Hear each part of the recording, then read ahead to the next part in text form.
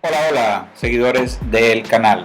De antemano quiero pedir disculpas a los que ya han visto el video número 6.1 de cálculo de protecciones y cableados, pues sin caer en que cometimos errores al hacer los cálculos y que el sistema no pueda funcionar, de pronto no lo hicimos o lo estábamos explicando de una manera muy mecánica y por conocimientos o experiencias de cómo íbamos haciendo los cálculos de esto, y no es la idea. Y varios colegas nos hicieron la observación de que deberíamos ser un poco más técnicos o basarnos un poquito en la parte técnica y las normativas de por qué y de dónde y cómo se selecciona. Entonces decidí más bien voy a bajar ese video y voy a subirles este video completo del cálculo del cableado y las protecciones, muy abstract, muy recortadito, pero explicándoles sí un poquito más técnicamente cómo se trabaja, ¿sí?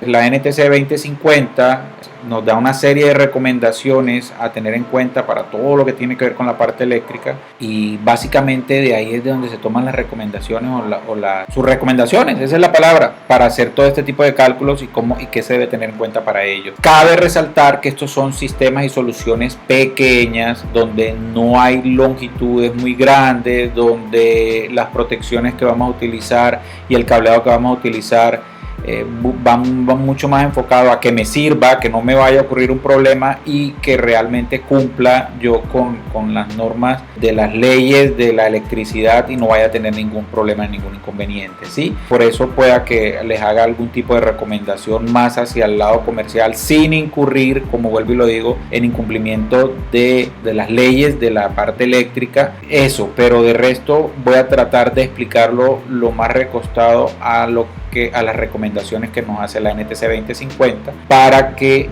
ustedes, todos los que están viendo este video, sientan o estén tranquilos de que estamos haciéndolo con las bases teóricas que son, ¿sí? No es que lo estuviésemos haciendo mal, simplemente que era más un tema como de experiencia y de pronto no decíamos, no, es que esto lo selecciono así o le pongo este valor por esto. Y de pronto si lo hubiésemos explicado en ese momento cuando hicimos el video, no hubiese quedado tan mal, porque si la corriente de cortocircuito de mi panel es de 9 amperios o de 8.9 amperios y yo selecciono un fusible de 10 amperios para proteger ese panel, digamos que está bien, porque en condiciones normales de funcionamiento el panel a las 12 del día con la mayor radiación jamás me va a llegar a los 9 amperios y yo estoy protegiendo ese panel solo, entonces no tendría problema. Y por eso de pronto el ingeniero, cuando estábamos dando la explicación, dijimos, no, la corriente es 9, pues ponemos un fusible de 10 que me permite que transite la corriente en condiciones normales sin ningún problema, porque nunca va a llegar a ese nivel de corriente, y obviamente si hace su función de abrirse ante un cortocircuito, ya que la corriente se va a elevar en un instante de tiempo muy corto y se va a abrir, y es su función. Pero digamos que sí, que los colegas que han hecho la observación tienen razón, y por eso arranco este video diciendo disculpas a ustedes si dejamos muchos vacíos en esta forma de explicarlo, y vamos a retomar el video completo explicándolo un poco más técnico y de dónde salen las cosas, teniendo en cuenta las recomendaciones de la NTC 2050. Así que vamos allá.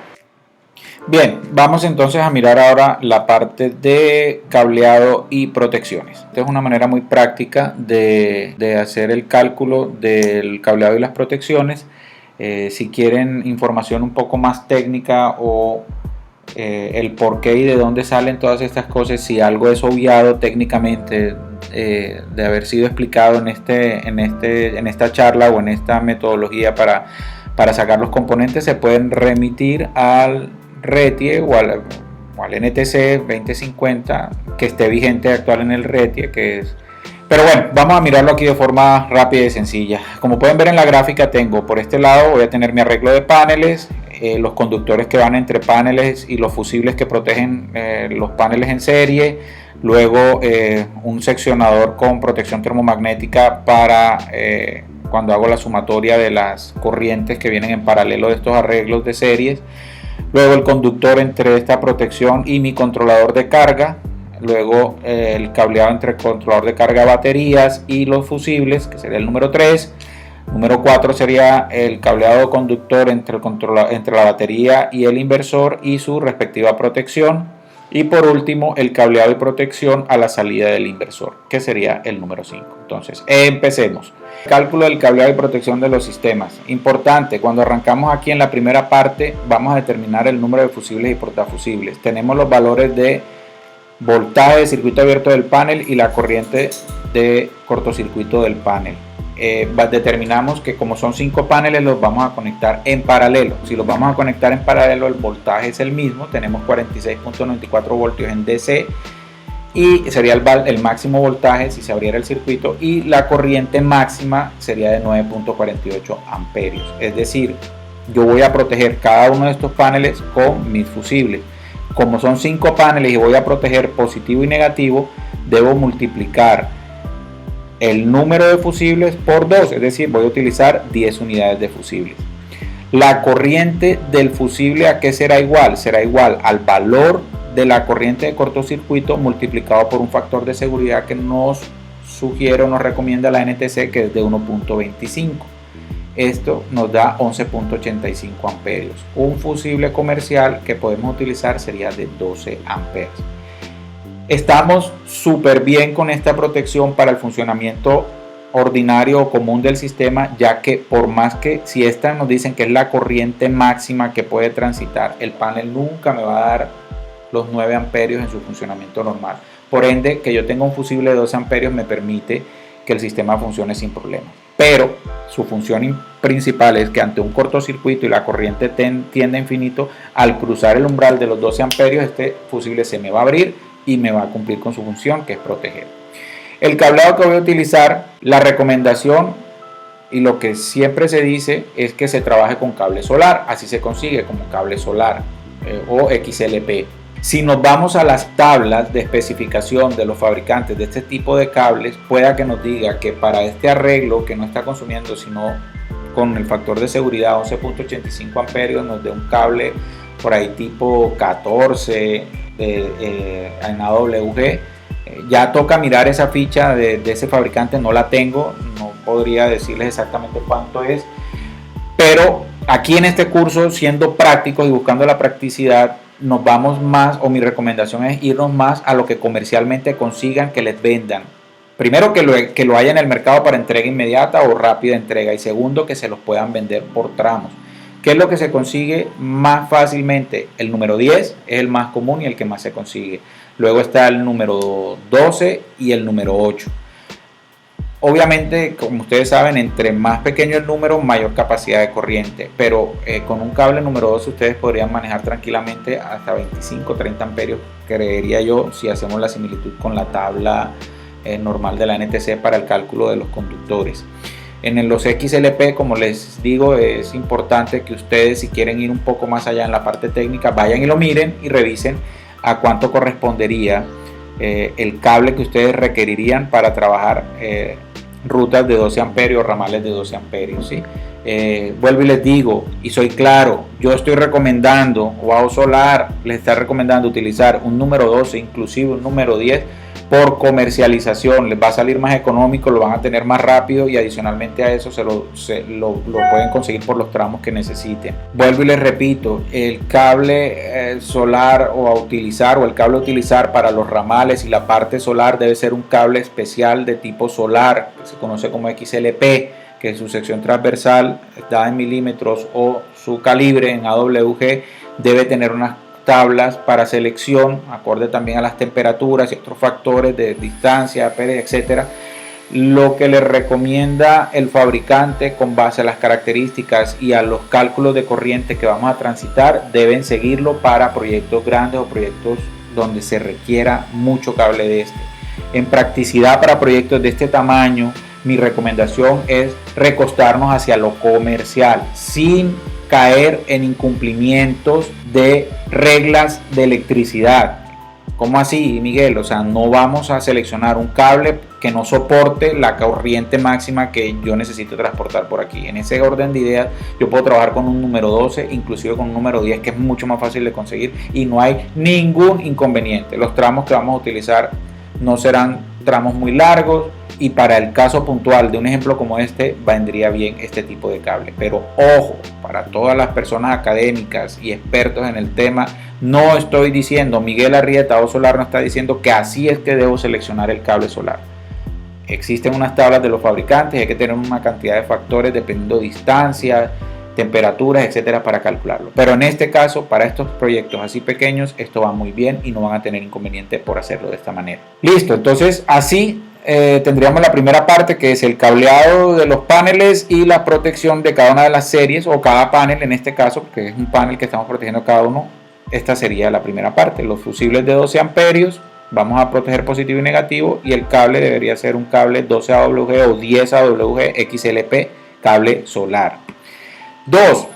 Vamos ahora a calcular la protección termomagnética en DC para el sistema, o para totalizar las series o los 5 paneles. Vamos a totalizar las corrientes. Entonces, ¿qué se hace? Pues simplemente lo que hacemos es sumar o multiplicar la corriente con su factor de seguridad por el número de paneles que tenemos, que son 5, y me da 59.25 amperios. Lo llevo a un valor comercial y voy a colocar un interruptor termomagnético en DC bipolar de 60 amperios.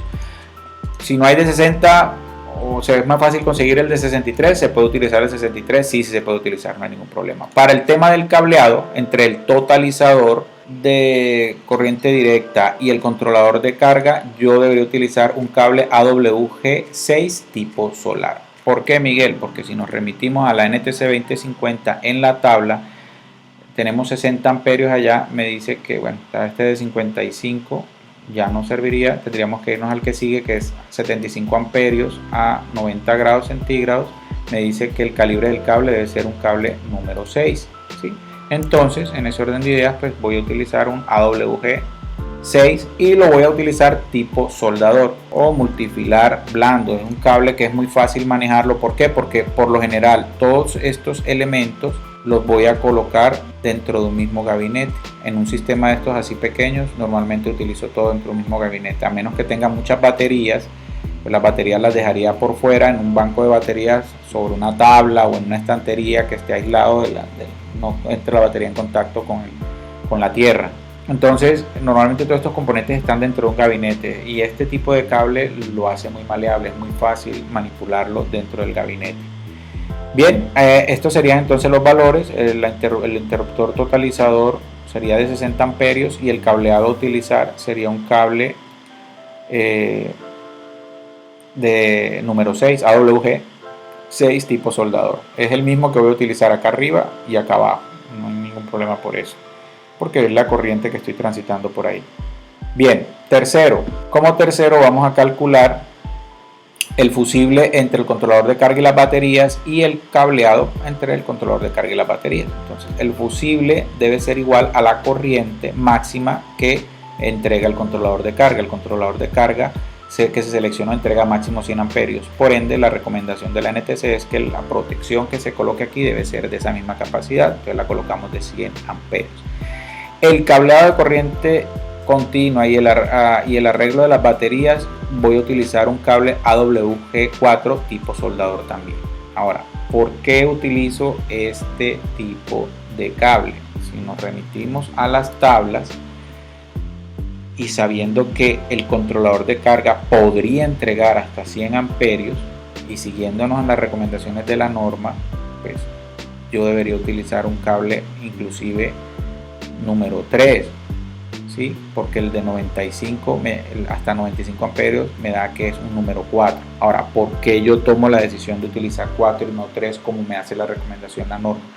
¿Por qué Miguel hace esto? ¿Por qué? Porque si yo miro y analizo el sistema, yo aquí en todo este tramo yo nunca voy a tener más de 60 amperios, ¿sí? Es más, inclusive yo podría utilizar aquí también un cable número 6. Sin embargo, para no alejarme tanto de la recomendación de la norma, voy a utilizar el número 4, que es el que me soporta hasta 95 amperios. Pero realmente yo nunca voy a tener más de 60 amperios pasando por aquí en condiciones normales de trabajo. ¿Por qué? Porque eso sería lo máximo que me entregarían los paneles con su factor de seguridad por ende no voy a llegar nunca a ese valor. Entonces estoy utilizando un cable que es lo suficientemente apto para esta condición, ¿sí? Con ese mismo cable número 4 puedo hacer las series paralelo de las baterías sin ningún problema. Ahora miremos el cableado que va entre las baterías y el inversor y las protecciones. Entonces este fusible, que sería el fusible número 4, ¿a qué es igual? Este fusible es igual a la potencia de mi inversor dividido entre el voltaje del arreglo de las baterías. Este valor es igual a 62.5 amperes o amperios. Por ende, voy a colocar un fusible de 65 amperios, que es como el más comercial que puedo conseguir, o de 63 amperios podría ser también, ¿vale? Y el cableado que voy a utilizar aquí sería un cableado AWG6 tipo soldador. ¿Por qué? Porque yo puedo utilizar hasta 75 amperios, un cable número 6, ¿vale? Luego miremos entonces quinto, las protecciones termomagnéticas bipolares en AC, ya las protecciones a la salida de mi inversor. Entonces, si yo este inversor es de 1500 vatios, la máxima corriente que va a transitar debería ser la potencia del inversor dividido entre el voltaje de salida en AC que voy a trabajar, que son 110 voltios, y le voy a colocar un factor de seguridad, ya que este inversor tiene también capacidades pico de funcionamiento que me pueden dar unos consumos adicionales de corriente. Entonces le voy a colocar su factor de seguridad de 1.25 y esto me da 17.04 amperios. Listo, entonces la protección termomagnética que selecciono es de 20 amperios, que es la que le sigue, y el cable AWG sería 12. Ahora, ¿por qué AWG 12? Este sí puede ser rígido, no hay ningún problema, porque ya es un cableado interno para que voy a colocar dentro de la casa, ya no estoy dentro del gabinete y me es muy fácil manejarlo. Si yo voy y miro acá las anotaciones que hace, me dice que hace la NTC 2050 en sus sugerencias, me dice que las protecciones deben ser de 20 amperios, las protecciones contra sobrecorriente de los conductores marcados con asterisco, por ejemplo, de 20 amperios, debe ser el cable número 12 AWG. Miguel, pero son 17 amperios. Y claro, 17 amperios, no es de 18 ni es de 19, pues estoy seleccionando un 20 amperios, por ende el conductor que debo utilizar debe ser un número 12 AWG. Entonces es importante ver estas notas, ¿sí?, cuando trabajamos con estas corrientes, y por eso utilizo el cable número 12 en mi sistema, ¿vale? Bien, con esto terminamos con el tema de cableado y protecciones. Bien amigos, con esto terminamos la explicación para el cálculo de cableado y protecciones en cada uno de los tramos del sistema solar aislado. Les recuerdo que estos son cálculos básicos para sistemas pequeños, donde no vamos a tener muchos paneles y la carga es relativamente baja. Para sistemas mucho más grandes es preferible trabajar con software de apoyo y con ingenieros especializados en el cálculo de otras variables a tener en cuenta para sistemas más grandes. Pero para este va muy bien lo que les acabo de explicar. Creo que he sido un poco más específico con el tema del seguimiento y las recomendaciones de las normas que la NTC 2050 nos sugiere y nos recomienda para hacer todo este tipo de cálculos. Para los que de pronto piensen dentro del video, pues si se dan cuenta, el controlador de carga está seleccionado para entregar hasta un máximo de 100 amperios. Sí, ¿por qué? Porque yo tengo un banco de baterías de 500 amperios hora y como yo las baterías de gel o AGM las puedo cargar máximo hasta el 20%, decidí como colocar el controlador más grande que pudiera colocar, a pesar de que yo nunca voy a tener más de 60 amperios pasando por ahí. Sin embargo, mis paneles están bien calculados para que con lo que pueden producir en el peor día de radiación, en el peor mes de radiación que podemos obtener, ellos me van a cargar la batería sin ningún problema, ¿sí? Por eso se me genera un poco de controversia en el momento de que, como tengo que seleccionar el cableado y las protecciones con base a la corriente que entrega el controlador, estoy muy por encima de la corriente normal que va a pasar por ahí, ¿sí?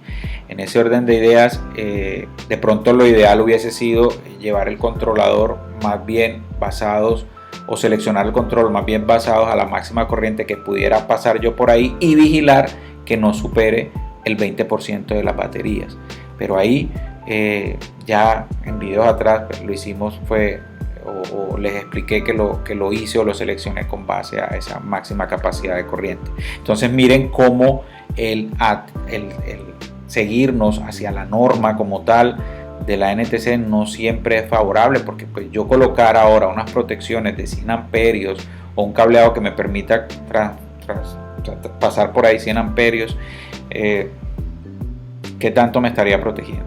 Si yo sé que no voy a pasar los 100 amperios por ahí, ¿sí?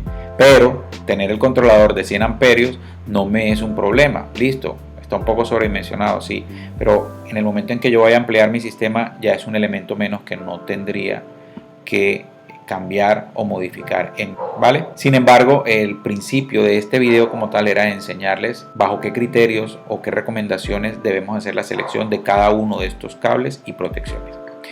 Muchas gracias, como les digo, quedo pendiente un videito cortico, me falta, del tema de DPS y puestas a tierra, aquí potencialización de todo el sistema. Lo dejaríamos para la próxima semana como último video y con eso terminamos el curso completo de energía solar. Reitero mis disculpas por el video 6.1 si no fuimos muy técnicos en la forma de explicarlo, es por eso que decidimos bajarlo y subir este en reemplazo y esperamos que este les vaya bien. Un abrazo y nos vemos la próxima semana. Gracias.